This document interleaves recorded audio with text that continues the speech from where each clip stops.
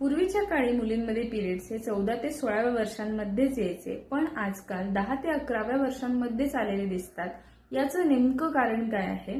Hello, मी doctor भक्ती सावंत. आपल्या सगळ्यांनाच माहिती आहे की आजकाल लाईफस्टाईल चेंजेसमुळे हार्मोनल इम्बॅलन्स होतात. पण नेमके कोणते चेंजेस त्याबद्दल आपण आज बोलूया.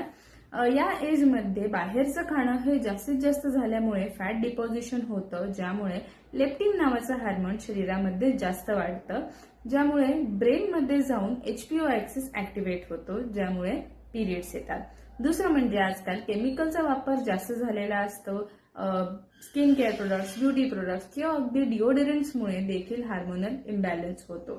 तिसरं म्हणजे आजकालच्या कॉम्पिटेटिव्ह जगामुळे स्ट्रेस फॅक्टर वाढलेला आहे, स्क्रीन टाइम वाढलेला आहे. त्याचप्रमाणे पॅक्ड फूड, फ्रोझन फूड्स किंवा प्रिझर्वेटिव्ह असलेले फूड, अगदी प्लास्टिक कंटेनरमध्ये स्टोअर केलेल्या फूडमुळे देखील हार्मोनल इम्बॅलन्स होतो. त्यामुळे पहिलं म्हणजे ग्राउंड ऍक्टिव्हिटीज वाढवले गेले पाहिजे, आपले चांगलं कम्युनिकेशन ठेवलं पाहिजे. त्याचप्रमाणे ज्या ज्या ऍक्टिव्हिटीज मुलींना आवडतात त्या ऍक्टिव्हिटीजमध्ये एंगेज केलं गेलं पाहिजे.